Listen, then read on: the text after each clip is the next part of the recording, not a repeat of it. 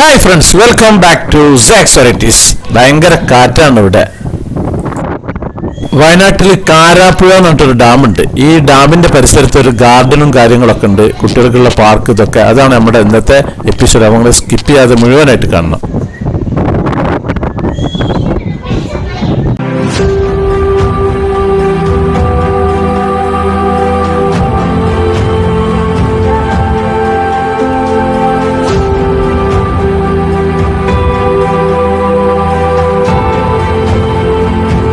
ഞാനിപ്പം വയനാട്ടിലെ നമ്മൾ താമസിക്കുന്ന ബാംബു വാലിയിൽ നിന്ന് പുറത്തിറങ്ങിയിട്ടുണ്ട്. ഇപ്പോൾ കാറിൽ പോകാനുള്ള ഒരുക്കത്തിലാണ്.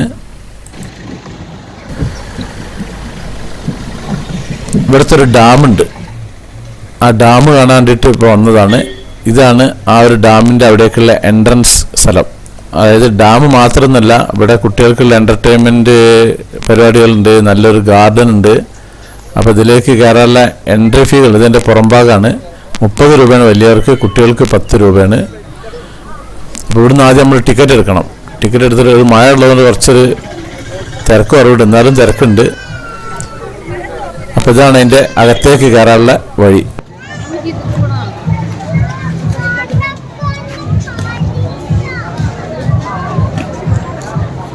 അപ്പോൾ ഇതിൻ്റെ അകത്ത് കയറിയിരിക്കുന്ന ഇനി അകത്തെ കാഴ്ചകൾ കാണാം.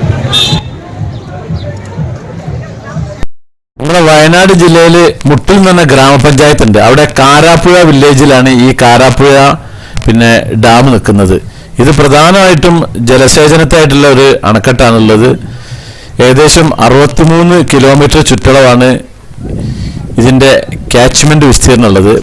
കൽപ്പറ്റയിൽ നിന്ന് 20 കിലോമീറ്ററും ബത്തേരിയിൽ നിന്ന് 25 കിലോമീറ്ററും ആണ് ഇവിടേക്കുള്ള ദൂരം. ഞാൻ താമസിക്കുന്ന റിസോർട്ടിൻ്റെ അവിടെ നിന്ന് ഇങ്ങോട്ടേക്ക് ഏകദേശം ഒരു 15 കിലോമീറ്ററും ദൂരമുള്ളത്. ഇത് നിൽക്കുന്നത് ദേശീയപാത 212 കാക്കവയലിൽ നിന്നും 8 കിലോമീറ്റർ ദൂരമായിട്ടാണ് ഈ അണക്കെട്ട് സ്ഥിതി ചെയ്യുന്നത്. പിന്നെ നമ്മളെ എടക്കൽ ഗുഹയിലേക്ക് ഈ അണക്കെട്ടിൽ നിന്ന് ഏകദേശം ഒരു 5 കിലോമീറ്റർ ദൂരമാണുള്ളത്. അപ്പം നമുക്ക് ഇവിടുത്തെ കാര്യങ്ങളൊക്കെ അങ്ങനെ കണ്ടു പോവാം. ഇവിടെ ഒരു അടക്കാമരമാണ് തോന്നുന്നുണ്ട് ഇതുള്ളത്, വലിയൊരു അടക്കാമര ഉണ്ട്. അപ്പോൾ ഈ ഒരു ഏരിയ ഫ്രീ വൈഫൈ ആണ്. ഫ്രീ വൈഫൈ ആയതുകൊണ്ട് തന്നെ ഇവിടെ കുറച്ച് ആൾക്കാരൊക്കെ ഇങ്ങനെ വാട്ടം കൂടി നിൽക്കുന്നത് കാണുന്നുണ്ട്. ഞാൻ പിന്നെ ഇവിടെ തോണ്ടാൻ വന്നതല്ല, കാണാൻ വന്നതാണ്. അപ്പോൾ ഈ ഒരു ഭാഗം ഫ്രീ വൈഫൈ ഏരിയയാണ്. ഇവിടെ നല്ല രസമുള്ളൊരു സംഭവം തന്നെയാണ്. ഇവർ ഏതായാലും നല്ല സെറ്റപ്പ് ആക്കിയിരിക്കുന്നത്. ഞാൻ വയനാട്ടിൽ പല തവണ വന്നിട്ടുണ്ട്, പക്ഷേ ഇവിടേക്ക് ഇപ്പോൾ ആദ്യമായിട്ട് വന്നത്. മറ്റുള്ള എപ്പിസോഡൊക്കെ ഞാൻ മുമ്പ് കാണിച്ചിരുന്നു. അപ്പോൾ ഇവിടെ ഒരു ഫ്ലൈയിങ് സിനിമ ഉണ്ട്. എന്താ നമുക്കൊന്ന് പോയി നോക്കാം അവിടേക്ക്.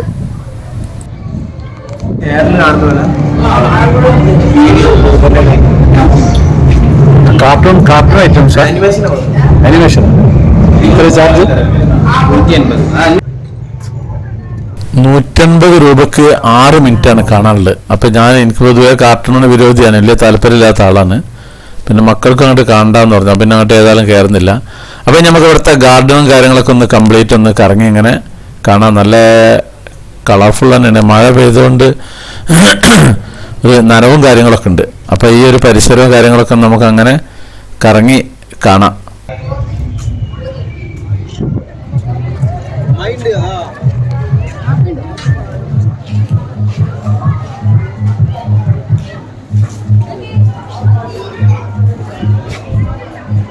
ഇവിടെ നല്ല ഐസ്ക്രീം കിട്ടുമെന്ന് പറഞ്ഞ മോള്. അപ്പം ഞാനൊരു ഐസ്ക്രീം വാങ്ങി കഴിക്കുകയാണ്, കുട്ടികൾക്ക് വാങ്ങി കൊടുത്തിട്ടുണ്ട്.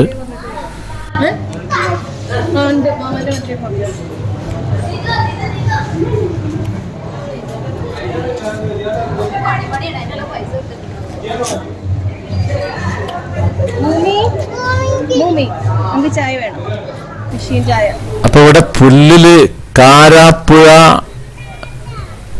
ഗാർഡൻ എഴുതി വെച്ചിരിക്കുന്നു, കണ്ടില്ലേ? പിന്നെ അതിൻ്റെ തൊട്ടപ്പുറത്ത് തോണിയുണ്ട്, ഇങ്ങനെ ഓരോരോ ഒട്ടകമുണ്ട്, ഓരോ മൃഗങ്ങളൊക്കെ പുല്ലുകൊണ്ട് അങ്ങനെ വെട്ടി ഉണ്ടാക്കിയിരിക്കുന്നു. അപ്പോൾ ഏതായാലും ഇനി നിങ്ങളിങ്ങനെ സംഭവങ്ങൾ ഓരോന്ന് കണ്ടോളൂ. ഇവിടെ കുറേ സംഭവങ്ങളുണ്ട്. മക്കൾ പലതിലും കയറണം എന്നൊക്കെ പറയുന്നുണ്ട്. ഇത് നല്ല ഹൈറ്റുള്ളൊരു സംഭവമുണ്ട്. അപ്പോൾ ഞാനിതിൻ്റെ ഉള്ളിലൊന്നും കയറാൻ ഉദ്ദേശിക്കുന്നില്ല. കുട്ടികളേതായാലും കേട്ടോ, നമ്മളെ കെട്ടികൾക്കും കയറണം എന്നൊക്കെ പറയുന്നുണ്ട്. അപ്പോൾ ഓരോ കയ്യിലൊക്കെ ഒന്ന് കയറ്റിയിട്ട്, ഇതാണ് നമ്മളുടെ ആ നേരത്തെ ഞാൻ ദൂരത്ത് നിന്ന് കാണിച്ചിരുന്ന ആ ഒരു കാരാപ്പുഴ. ഗാർഡൻ എന്നല്ല, ഇതിൻ്റെ അപ്പുറത്താണ് ഡാം. നമുക്ക് ലാസ്റ്റ് പോകാൻ ആ ഡാമിലേക്ക് വിചാരിക്കുന്നത്. അപ്പോൾ ഈ പരിസരം ഒക്കെ ഇങ്ങനെ നമുക്കിങ്ങനെ കംപ്ലീറ്റ് കറങ്ങിയിട്ട് ഒന്ന് കാണാം. ഏതായാലും ഇവിടെ നല്ല ഇപ്പോൾ കണ്ടിടത്തോളം അത്യാവശ്യം നല്ല സംഭവം തന്നെയാണ്. പൂക്കളും കാര്യങ്ങളൊക്കെ ഉണ്ട്. ചെറുതായിട്ട് ഇങ്ങനെ മഴ ചാറുന്നുണ്ട് എന്നുള്ളൊരു ഇതുള്ളൂ. അപ്പോൾ നമ്മുടെ ചെറിയ മോൾക്ക് ഇതിൽ കയറണം എന്ന് പറഞ്ഞിട്ടുണ്ട്.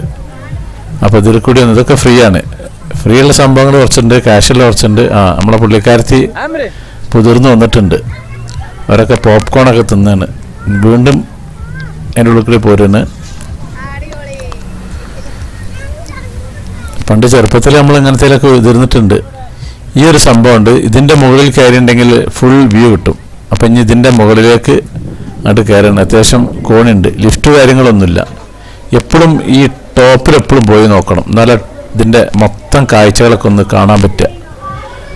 എൻ്റെ താഴത്തുനിന്ന് കാണുന്നതിനെക്കാട്ടും നല്ല അടിപൊളി വ്യൂ ഉണ്ടാവും. അതേപോലെ നമ്മൾ ഞാൻ എൻ്റെ ഇൻ്റർനാഷണൽ യാത്രയിലൊക്കെ അവിടുത്തെ ഏറ്റവും വലിയ ടവറിൽ പോയാലുള്ളൂ ആ ടവറിൻ്റെ മുകളിൽ നിന്ന് മൊത്തം സിറ്റി മൊത്തം കാണാൻ കഴിയും. ഇപ്പോൾ ലാസ്റ്റ് ഞാൻ ശ്രീലങ്കയിൽ പോയ സമയത്ത് ശ്രീലങ്കയിലെ ടവറിൻ്റെ മുകളിൽ നിന്നുള്ളൊരു വീഡിയോ ഉണ്ട്. അങ്ങനെ എല്ലാ രാജ്യത്ത് പോയിട്ടുണ്ടെങ്കിൽ ഞാൻ ടവറിൻ്റെ മുകളിൽ കാണും. ഇതാണ് നമ്മളെ കാരാപ്പുഴ ഡാം. ഇതിൻ്റെ അകത്തേക്ക് അങ്ങോട്ടേക്ക് വഴിയുണ്ട്. അങ്ങ് ദൂരെ കണ്ടില്ല ആളുകൾ പോകുന്നു. ഒരു സ്ഥലം വരെ അവിടെ പോകുന്ന പ്രവേശനം ഉണ്ടെന്നുണ്ട്. അവിടെ ക്ലോസ് ചെയ്തിട്ടുണ്ട് എന്ന് പറഞ്ഞു നേരത്തെ അവിടെ കൗണ്ടറിൽ.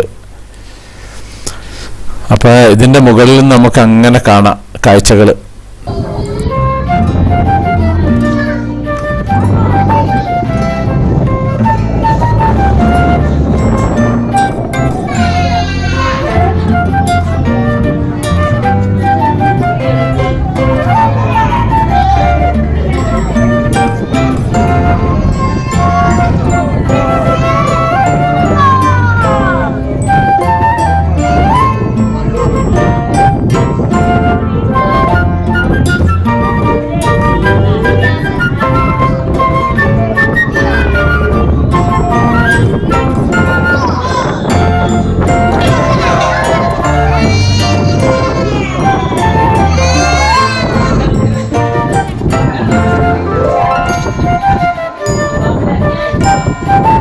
ശ്രദ്ധിച്ചിരുന്നുള്ളൂ.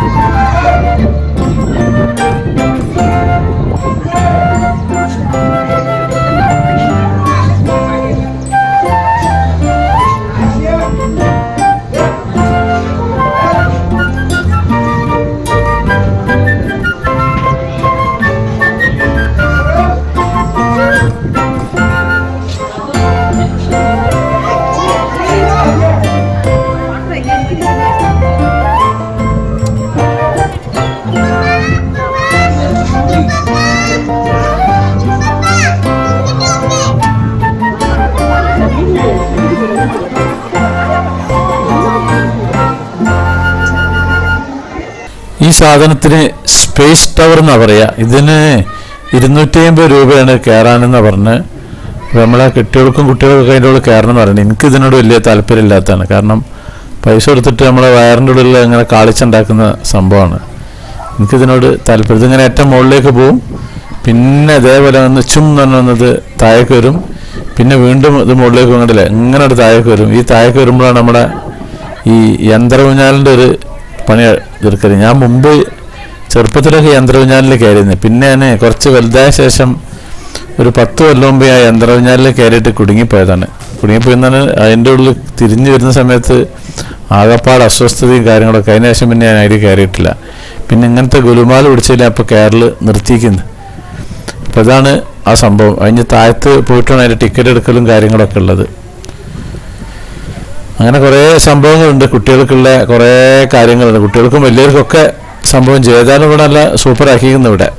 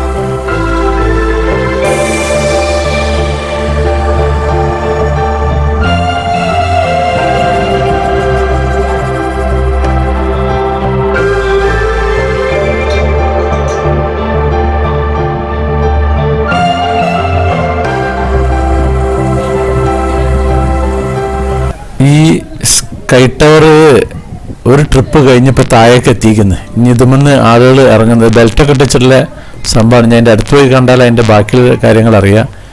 ഇപ്പം ഇനി ഇറങ്ങി എല്ലാവരും ഇറങ്ങുന്നുണ്ട്.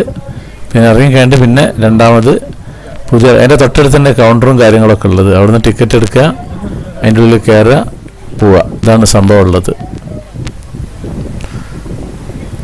ഇവിടെ ചെസ്സ് മോഡൽ ഇങ്ങനെ പുല്ലൊക്കെ പൊളിപ്പിച്ചിരിക്കുന്നത്. നല്ല കളറായിട്ടുള്ള നല്ല സംഭവമാണ്. ഏതായാലും സൂപ്പറായിരിക്കുന്നു ഇതൊക്കെ ഒന്ന്.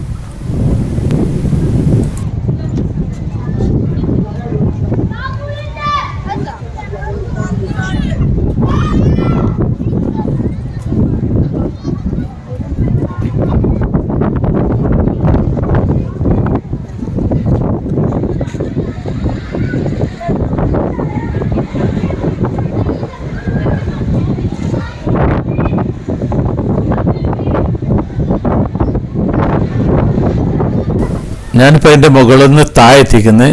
ഇനി ഇതിൻ്റെ തൊട്ട് അപ്പുറത്തുള്ള ഞാൻ നേരത്തെ പറഞ്ഞ സ്പേസ് ടവർ ഉണ്ടല്ലോ, ഇതിൻ്റെ മുകളിൽ കയറണം എന്ന് പറയുന്നുണ്ട് നമ്മളെ കുട്ടികൾക്ക്. അപ്പോൾ ഈ ഒരു ട്രിപ്പ് പോയി താഴത്ത് എത്തിക്കഴിഞ്ഞ ശേഷമാണ് മറ്റേ ട്രിപ്പ് പോവുക.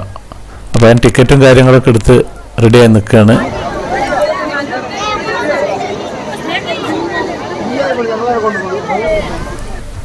അപ്പോൾ നമ്മുടെ മോളും മോനും പിന്നെ വൈഫും കയറുന്നുണ്ട്. മറ്റേ ചെറിയ മോള് വലിയ മോൻ വേറെ സ്ഥലത്തുകൊണ്ടിരിക്കുന്നു. അവൾക്ക് ഇതിൽ താല്പര്യമില്ലാത്തതുകൊണ്ട് ഇതിൻ്റെ മുകളിൽ പോയി വരട്ടെ. അവരെ നമുക്ക് താഴത്ത് കുറച്ച് കാഴ്ചകൾ കാണാം.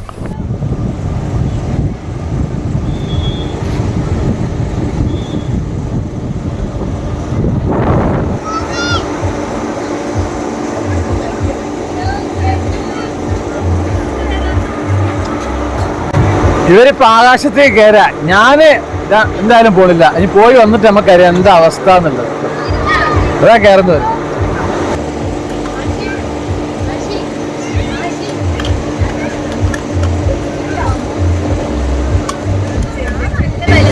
അസ്സലാമു അലൈക്കും.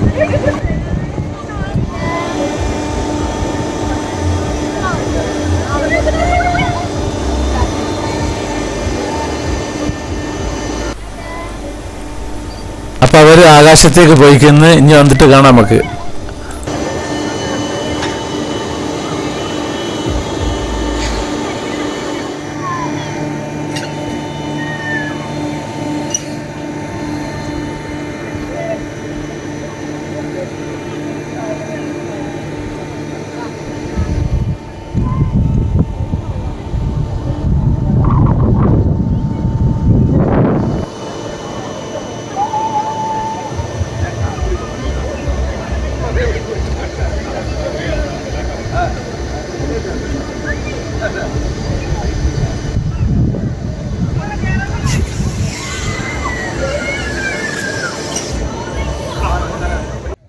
അപ്പോൾ ഇത് നേരത്തെ അതിൻ്റെ മുകളിൽ നിന്ന് കണ്ടിട്ടുള്ള ചെസ് ബോർഡിൻ്റെ ആ മോഡലിൽ ഉണ്ടാക്കി വെച്ചിട്ടുള്ള ആ ഒരു ഇതാണ്. അത് പുല്ലങ്ങനെ മുളപ്പിച്ചിട്ടുള്ളതാണ്. ഇനി ഇവിടുത്തെ ഡാമുണ്ട്, ഡാമിൻ്റെ അങ്ങോട്ടേക്ക് പോവാണ്. ഇവിടെ എന്തോ ഒരു കെട്ടിട കാര്യങ്ങളൊക്കെ ഉണ്ട്. ഈ ഡാമിൻ്റെ അങ്ങോട്ടേക്ക് പോകുന്നത് ഈ മഴ പെയ്തിട്ട് ആകെ ചളിവിളിയൊക്കെയാണ്. അപ്പോൾ ഇവിടുന്ന് അങ്ങനെ കയറി അങ്ങനെ അങ്ങോട്ടേക്ക് പോകണം.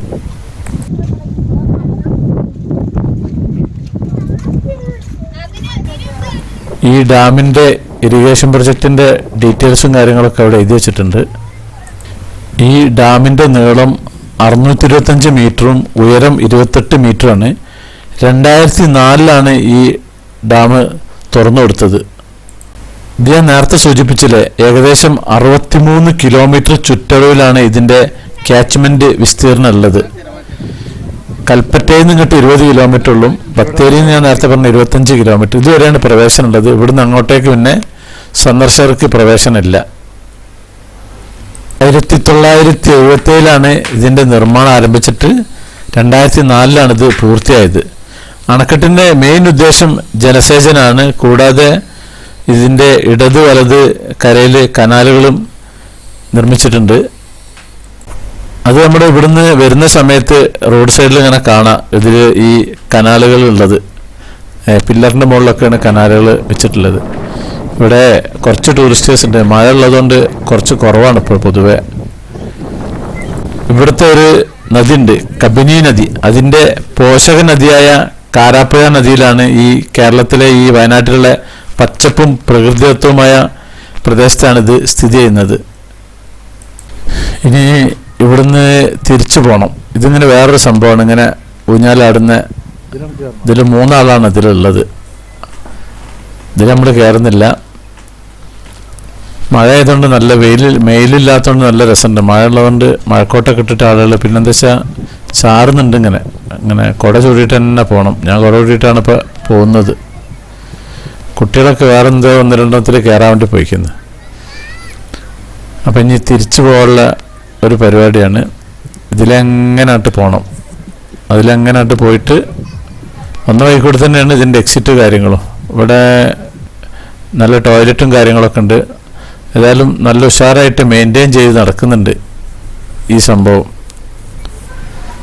ഇവിടെ വലിയൊരു TV സ്ക്രീനും കാര്യങ്ങളൊക്കെ ഉണ്ട്. എല്ലാവരും തൊടുന്നുണ്ടല്ലോ. ബാക്കിൽ വൈഫൈ ഉള്ള ഫ്രീ വൈഫൈ ഏരിയ ആണ് ഈ ഒരു ഭാഗം. പിന്നെ മഴയുള്ളതുകൊണ്ട് ആൾക്കാർ പിന്നെ അവിടെ താങ്ങി നിൽക്കുകയാണ്. ഇതിലൂടെ അങ്ങനെ വന്നിട്ട് അങ്ങോട്ട് പോവുകയാണ്.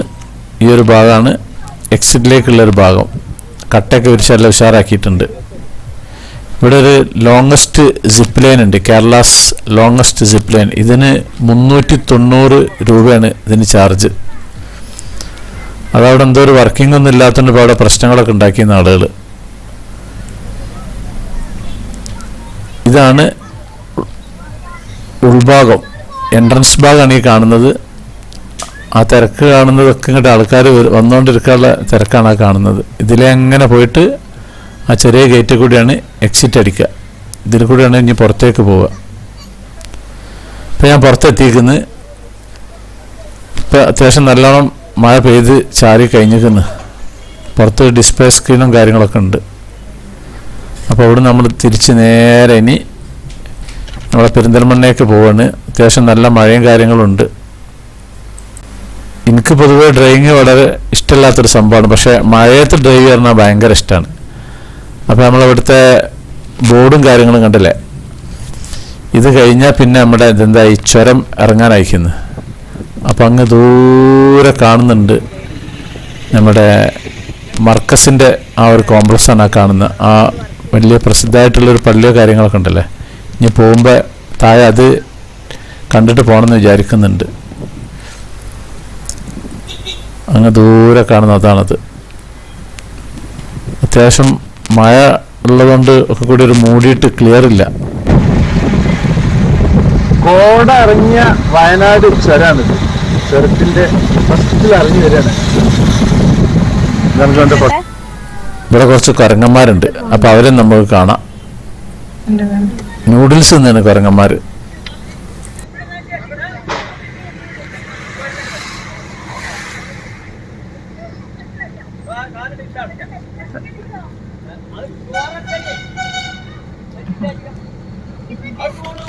നൂഡിൽസ് തിന്നുന്ന കുരങ്ങനാണ്. കുരങ്ങ പോണേന്റെ തുടർന്നിട്ടോ.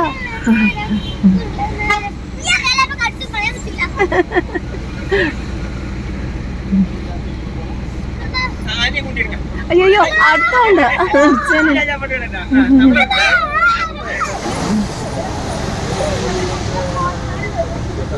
ഫോൺ ഇടിക്കട്ടോ.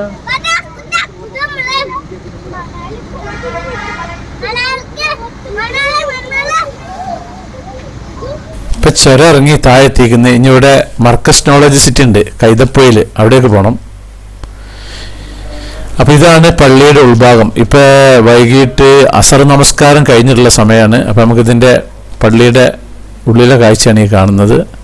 ഇതൊക്കെ ഞാൻ ഫസ്റ്റ് ടൈമാണ് ഇവിടെ വരുന്നത്. നല്ല സൂപ്പർ പള്ളിയാണ്, നല്ല വിശാലമായ, നല്ല വൃത്തിയിൽ അതിൻ്റെ ആർക്കിടെക്റ്റ് വർക്കും അതിൻ്റെ പരിസരമൊക്കെ നല്ല അടിപൊളിയായിരിക്കുന്നു.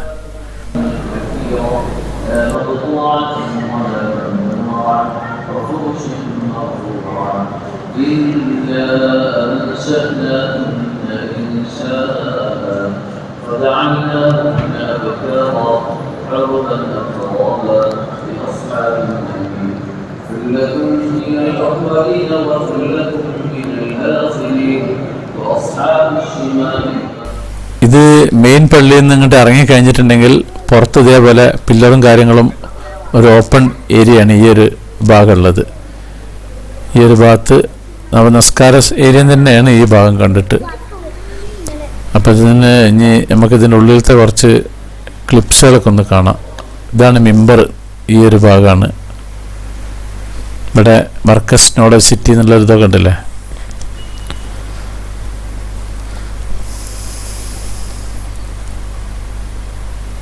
ഇനി നമ്മൾ ഇവിടുത്തെ വൈറ്റ് ഹൗസിൽ ഭക്ഷണം കഴിക്കാൻ വേണ്ടി കയറാണ്. ഹോട്ടലിൽ നല്ല മന്തി ഓർഡർ ചെയ്തിട്ടുണ്ട്. ഞാൻ നല്ല ഫിഷ് കറിയും നല്ല ചൂടുള്ള പൊറോട്ടയും. ഇതാണ് ഐക്കോറ ഫിഷ് കറിയും പൊറോട്ടയും ചൂടുള്ളത്. വൈറ്റ് ഹൗസ് എല്ലാം സൂപ്പറാണ്. അപ്പോൾ ബില്ല് അടച്ച് ഇനി നേരെ പെരിന്തൽമണ്ണയിലേക്ക്. ഇപ്പം അരീക്കോട് എത്തിക്കുന്ന അത്യാവശ്യം നല്ല മഴ ഉണ്ട്. അപ്പോൾ അവിടുത്തെ കുറച്ച് ക്ലിപ്പുകളാണ്. അപ്പോൾ രാത്രി 9 മണിക്ക് അങ്ങോട്ട് പെരിന്തൽമണ്ണയിൽ എത്തിയിട്ടുണ്ട്. എന്നാൽ ബൈ. അപ്പോൾ നമ്മുടെ സാക്സ് വെറൈറ്റീസ് ചാനൽ നിങ്ങൾ ആദ്യമായിട്ട് കാണുന്നവരാണെങ്കിൽ അത് സബ്സ്ക്രൈബ് ചെയ്യാൻ മറക്കരുത്. പിന്നെ അതുപോലെ ലൈക്ക് ചെയ്യാൻ മറക്കരുത്, കമൻറ്റ് ചെയ്യാൻ മറക്കരുത്, ഷെയർ ചെയ്യാൻ മറക്കരുത്. എന്നാൽ താങ്ക് യു.